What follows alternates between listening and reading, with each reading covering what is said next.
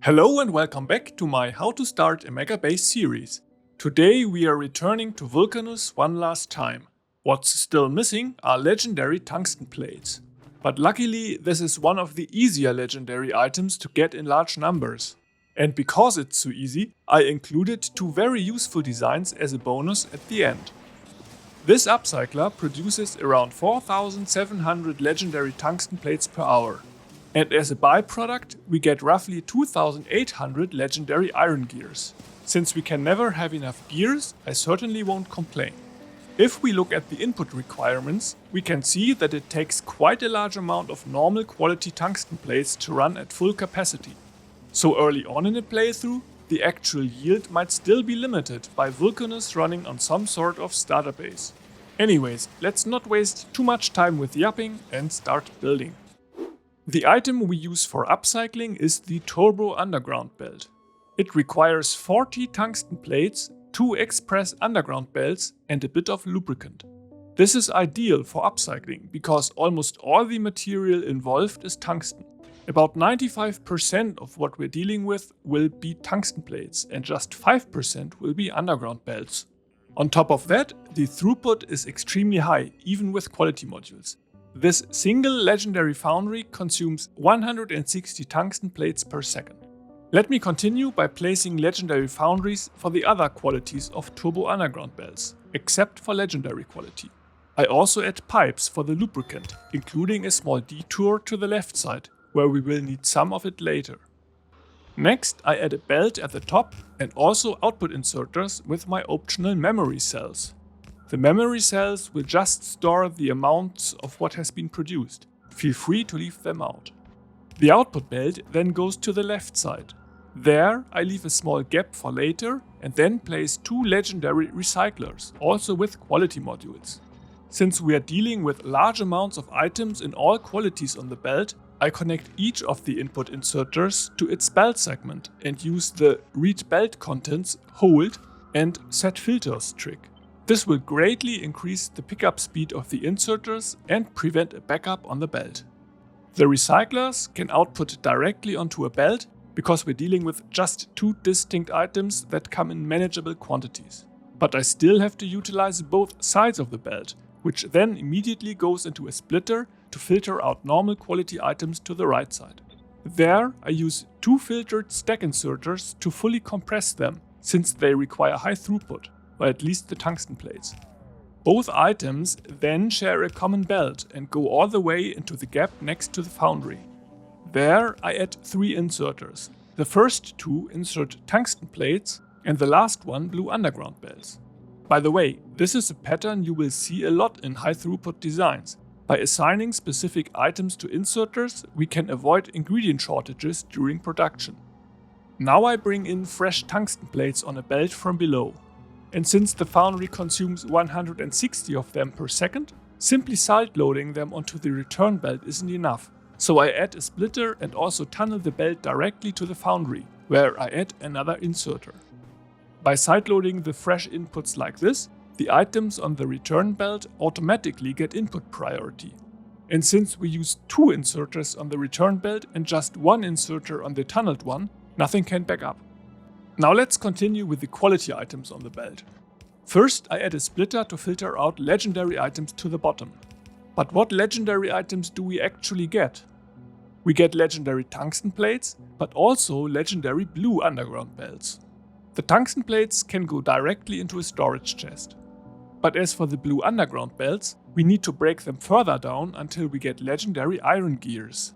So I first add another inserter for the iron gears here and have them put into an active provider chest. My actual storage for legendary gears might be somewhere else entirely, so this active provider chest not only ensures that the gears end up where they belong, but also prevents a deadlock if a local chest filled up. But for the sake of this tutorial, I add a storage chest for legendary iron gears here. However, we still don't have legendary gears on the belt, just legendary blue underground belts. So I add a recycler to the right side, and also a belt and an inserter. The inserter needs to blacklist both legendary tungsten plates and legendary gears, but is allowed to insert everything else, which can be any type of underground belt and the occasional yellow transport belt. And once in a blue moon, the recycler will also output a legendary iron plate, perhaps 20 per hour. I originally intended to ignore this and have them destroyed, but I can already hear you typing angry comments to point that out, so I add legendary iron plates to both filters as well. With the legendary items now taken care of, let's continue with the other qualities. I add a splitter for green quality next and a buffer chest. But we get so many green quality items on the belt that it's outright necessary to speed hack the inserter. So I connect the inserter to the belt, enable read belt contents with hold, and then configure the inserter to set filters. If I don't do this, the inserter will try to be smart and the return belt will occasionally back up. And lastly, I add buffer chests for the remaining blue and purple quality ingredients. 2 filtered inserters will take care of the sorting. Our main recycling loop is now basically complete, and we've already provided most inputs, except for the blue underground belts, and those have a notoriously long crafting chain. I start by placing a foundry for blue underground belts next to the lubricant pipe. I also place the output inserter in such a way that the items on the return belt have input priority. On the left side, I place another foundry for red underground belts, then another one for yellow underground belts. And finally, I add one last foundry for yellow transport belts. I chain the foundries together with inserters from left to right. Next, I add 5 more foundries above. Most of them will produce iron gears, only the second one is for iron plates, so I change its recipe. I then add inserters. The first foundry needs gears and plates. The plates also go into the second foundry, which also needs gears. The last 2 foundries provide gears exclusively for the blue underground belts.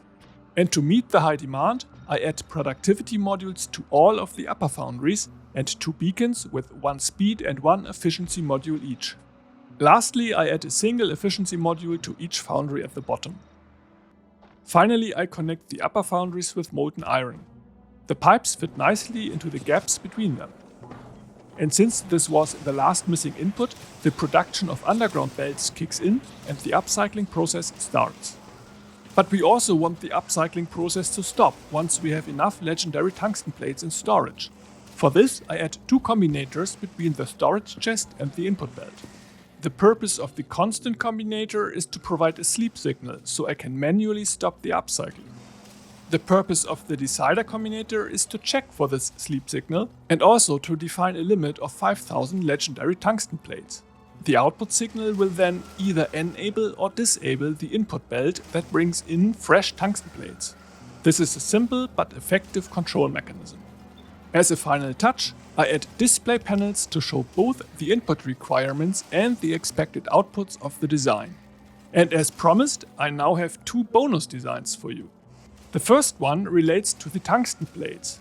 As a reminder, our design requires 127 tungsten plates per second to run at full capacity. And here's a design that produces 133 of them, which is slightly more than we need.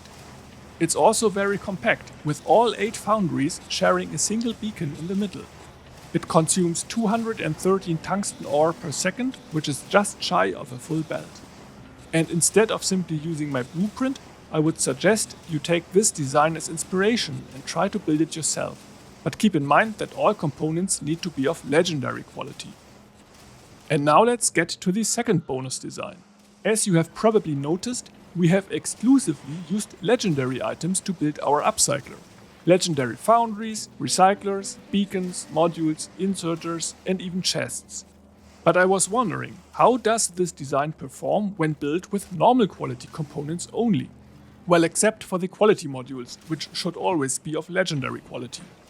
So I built the design a second time here. But as it turned out, iron gears were the limiting factor, due to the drastically reduced efficiency of normal quality beacons and modules. So I had to add 3 more foundries for iron gears, as well as some belt spaghetti to better utilize the existing ones. And despite all of this, gears remain the limiting factor, but only to a lesser extent. On the plus side, I could remove one of the upcyclers. Using one is ever so slightly enough, but only with the second inserter. And as for the production rate, my 1 hour benchmark resulted in 1780 legendary tungsten plates, and 1080 legendary gears. These are still impressive numbers, considering that the 20 quality modules were the only legendary components.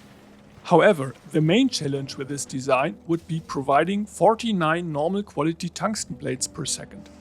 The 8 foundry smelter design I just showed will only produce 12 tungsten plates per second when using normal quality components.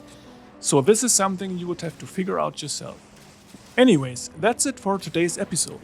As usual, you can find the blueprints of the designs in the video description. If you liked this content, please leave a like and hit subscribe. Thanks and bye!